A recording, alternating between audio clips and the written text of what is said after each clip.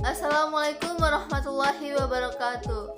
Halo teman-teman semua, perkenalkan nama saya J. Rahmadani dengan NIM 12010622979.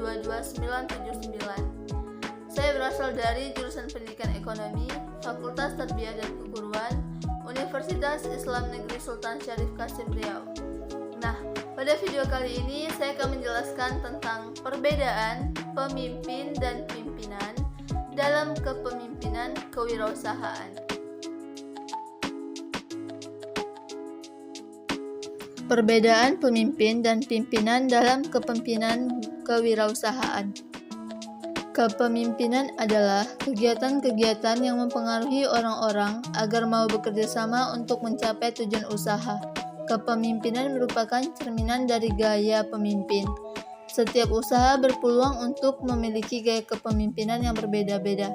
Oleh sebab itu, perlu bagi wirausaha yang ingin mengembangkan usaha memahami tentang gaya kepemimpinan, ciri-ciri kepemimpinan, dan kepemimpinan yang berhasil. Lalu ada 3 gaya kepemimpinan. Yang pertama, gaya kepemimpinan otoriter. Yang kedua, gaya kepemimpinan demokratis. Dan yang ketiga, gaya kepemimpinan liberal.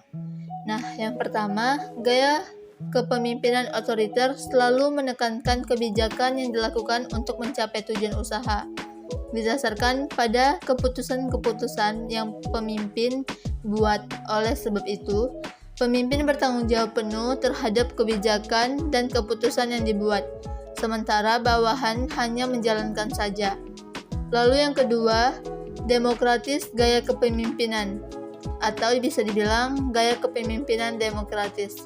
Gaya ini selalu menekankan kebijakan yang dilakukan untuk mencapai tujuan usaha didasarkan kepada keputusan-keputusan yang dibuat oleh pemimpin dengan melibatkan bawahan.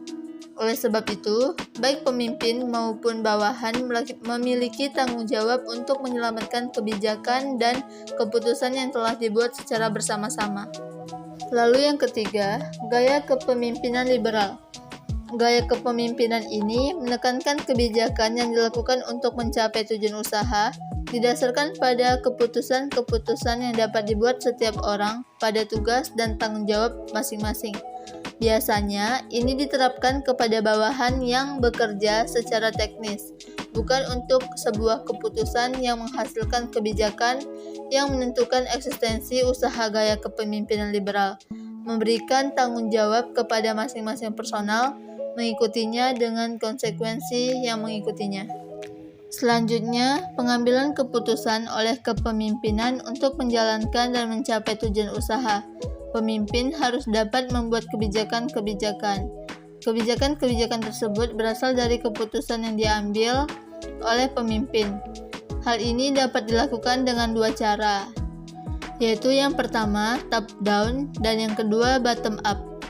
Top down maksudnya adalah bahwa pemimpin mengambil keputusan berdasarkan kebutuhan dan pertimbangan yang mendesak, baik dari segi kepentingan maupun waktu, sehingga tidak melibatkan bawahan kelebihan dari keputusan yang diambil secara top down. Pemimpin kekuatan terhadap bawahan yang tercermin dari keharusan bawahan untuk melaksanakan keputusan yang ditetapkan. Sementara itu, kelemahannya adalah pemimpin berpeluang menjadi otoriter, sehingga semua permasalahan yang terjadi akan menjadi tanggung jawab pemimpin tersebut. Lalu yang kedua, bottom up.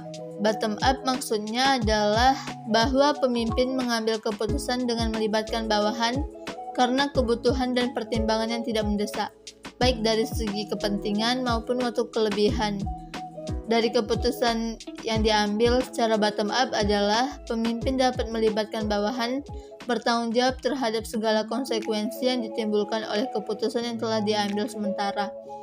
Kelemahannya adalah pemimpin berpeluang menjadi lemah di mata bawahan karena setiap keputusan selalu membutuhkan masukan dan tanggung jawab dari bawahan tersebut.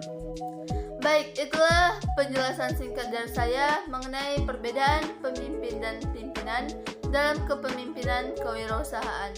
Semoga apa yang saya sampaikan dapat bermanfaat bagi teman-teman semua dan dapat diaplikasikan dalam kehidupan sehari-hari, dan kita dapat menjadi pimpinan yang baik bagi diri kita sendiri. Saya akhiri, wabillahi taufiq wal hidayah. Wassalamualaikum warahmatullahi wabarakatuh.